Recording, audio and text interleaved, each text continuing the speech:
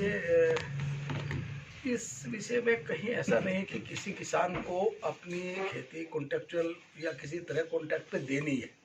ये कोई नहीं है ऐसा कि उसमें देनी ही पड़ेगी किसी को। जहाँ तक सवाल इस चीज़ का है कि देखिए, आज बहुत ही विचार करके सोच के किसी कानून को बनाने से पहले उसको कई स्टेज से गुजरना होता है। लोकसभा में चर्चा होती है, राज्यसभा में चर्चा होती है, लंबी चर्चा होती है, तब जाकर एक कानून का स्वरूप होता है।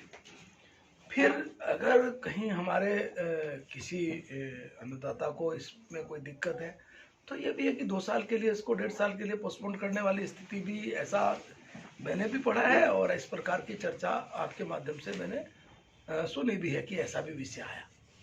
तो मैं समझता हूँ कि सारा विषय ऐसा है कि आने वाले समय में इसका समाधान निकल आएगा, क्योंकि कहीं ना कहीं जिस प्रकार से लगातार आज भारत की अर्थव्यवस्था को बहुत तेज़ी के साथ बढ़ाने की दिशा में हम लोग बढ़ रहे हैं और उसमें प्रमुख हमारा जो एक आधार रहने वाला है वो हमारा किसान है, फार्मर है। और इस किसान और फार्मर की आय दुगनी हो, इस दिशा में अनेक कदम राज्य सरकारों ने और भारत सरकार ने उठाए हैं। और इसमें मैं आपको बताऊं कि आज भले ही कांग्रेस इस कानून को लेकर विभिन्न प्रकार की बातें करती हो, एक जमाना था कि इस कानून पे इतनी खामियों के साथ कांग्रेस इसको लाना चाहती थी और कांग्रेस ने इसको लाने के लिए अपने राज्यों को और अपना सारी परिस्थितियों को अपने मैनिफेस्टो में कहा भी था। तब इसमें इतनी कमी थी कि जो आज सारा, जहाँ तक मंडी की बात है, जहाँ तक किसान की सुरक्षा की बात है, जहाँ तक किसान को उसको कभी भी छोड़ने की बात है, जहाँ तक इसमें जितने इस समय एक्ट में आए हैं वो उस समय नहीं थे। इस कारण से हम लोगों ने विरोध भी किया था कि भाई ये सब चीज़ें इसमें डालिए। तो मैं समझता हूँ कि इस कानून के अंतर्गत हमारे जो किसान हैं, हमारे देश की जो रीढ़ है आर्थिकी की, प्रमुख रूप से उसको लाभ हो, ये भारत सरकार का एक मोटो भी है, भारत सरकार का एक इसी उद्देश्य से इस कानून को लाया गया। इसमें माननीय मंत्री जी, जो सबसे ज़्यादा जो चर्चा का विषय बना हुआ वो है आवश्यकता वस्तु अधिनियम को समाप्त कर देना। जो डिमांड एंड सप्लाई के हिसाब से अब किसी आदमी, कहाँ हम देखा करते थे कि जो जमाखोरी को बढ़ावा देने को लेकर के सरकार का अंकुश रहता था, तो क्या इस कानून से जमाखोरी को बढ़ावा नहीं मिलेगा? नहीं, देखिए, इसलिए नहीं मिलेगा। मैं आपको बताऊं कि जब हम ग्लोबलाइजेशन की बात करते हैं, पूरी दुनिया को एक मार्केट की बात करते हैं, तब आपको ये जरूरी नहीं है कि आपने एक व्यक्ति ने इसको होल्ड कर लिया, लेकिन पूरा भारत एक है, पूरा भारत का मार्केट एक है। साउथ से सारा सामान यहाँ आएगा, यहाँ से साउथ जाएगा, जहाँ मार्केट होगा। जैसे उदाहरण के तौर पर आज पूरे भारत में बिजली की खरीदारी सुबह सुबह एक मार्केट की तरह होती है, तो रेट कभी बढ़े नहीं। अगर कोई व्यक्ति होल्ड भी करके रखना चाहता है तो तीसरे दिन उसको बेचना पड़ेगा, क्योंकि रेट तो बढ़ने नहीं, सबके पास वो परिस्थिति बनी हुई है। उसमें ऐसे प्रोविजंस डाले हुए हैं गवर्नमेंट ने, जैसे कि इन्फ्लेशन रेट जब 100% हो जाएगा तब गवर्नमेंट जो है 1 साल में तब उस पर हस्तक्षेप करेगी। तो अब लोगों में आम संशय बनी होगी, जैसे 100 रुपए की चीज़ है वो जब 200 हो जाएगी तब गवर्नमेंट उसमें हस्तक्षेप करेगी। ऐसा क्यों? ऐसा नहीं है। देखो, मैं आपको दूसरी बात बताता हूँ। जहाँ तक सवाल इस चीज़ का है कि कानून को लेकर कई चीज़ें समय समय पर ऐसी होती हैं कि जैसा अभी हम किसानों के साथ वार्ता हुई, वार्ता में कहा किन किन बिंदुओं पर हमें इस चीज़ में परिवर्तन की बात आएगी, क्योंकि ये भारत सरकार का कानून है, वहाँ वार्ता हो रही है। तो मैं समझता हूँ कि इन सारी चीज़ों पर भारत सरकार की एक गहराई से नज़र भी है और लगातार वार्ता चर्चा भी हो रही है, इसका समाधान निकलेगा।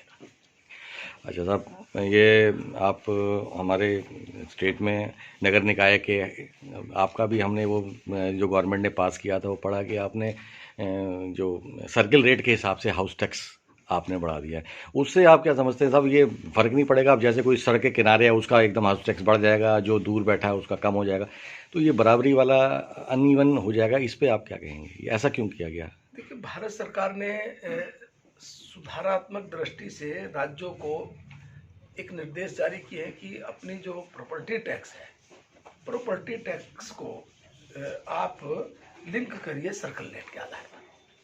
हमने इसके कारण उन्होंने कुछ जो राज्यों को देने वाली सहायताएं होती है उसको लिंक किया है, ये पूरे राज्यों में। यानी अगर कांग्रेस शासित राज्यों की बात करूं तो सब राज्यों ने इसको कर दिया था। हम इसको करने वाले 7वें, 8वें, 9वें, 10वें राज्य हैं।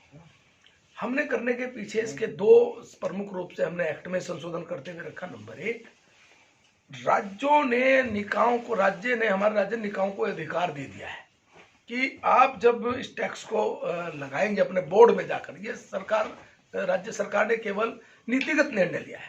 फिर वो बोर्ड निर्णय लेगा अपने बोर्ड में, उसको कहा कि 0.01 से 1 के बीच में आप ये टैक्स रखोगे। मान लें किसी की पूरी कॉस्ट कितनी बैठी, तो उसमें वो निकाय अपने बोर्ड के अंतर्गत 0.01 से 1 के बीच में रखेंगे।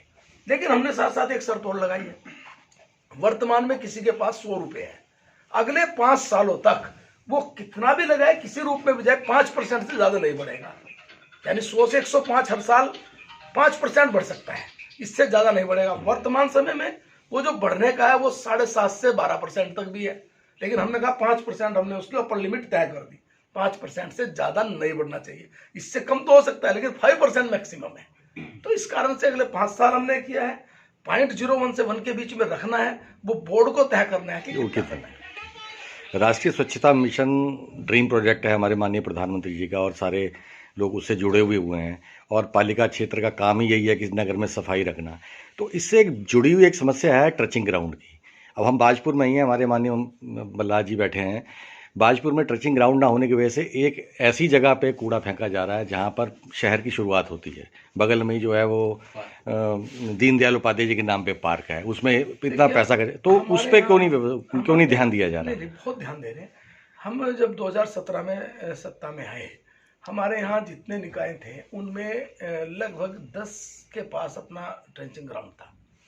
हमने लगातार सारे डीएम्स को तत्काल लिखा और कहा कि इसे करें। आज हमारे पास जो हमारे प्रत्यक्ष काम करने वाले 92 निकाय हैं, 92 निकायों में से लगभग 78 के पास ट्रेंचिंग ग्राउंड की व्यवस्था हो गई है। 78 कुछ बचे हुए हैं। हम लोग वन विभाग से, जहां वन विभाग की जमीन हम वहाँ कर रहे हैं, हम उसको जो निकाय है उसको कह रहे हैं कि आप परचेज करिए, कुछ सहायता राज्य करेगा आपकी। अन्य विभागों की कोई जमीन पड़ी, हम उसको हैंड ओवर कर रहे हैं।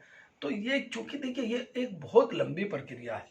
हम लोगों ने अब पिछले 5-4 साल से इसमें तेजी के साथ काम किया। आपने देखा होगा स्वच्छता में हम लोग काफ़ी आगे बढ़े हैं। हमारे राज्य में आज हमने 92 निकायों में सब में डोर टू डोर कलेक्शन हो रहा है। सब में आज लगभग 80% निकायों में सेग्रीगेशन का काम भी हो गया है।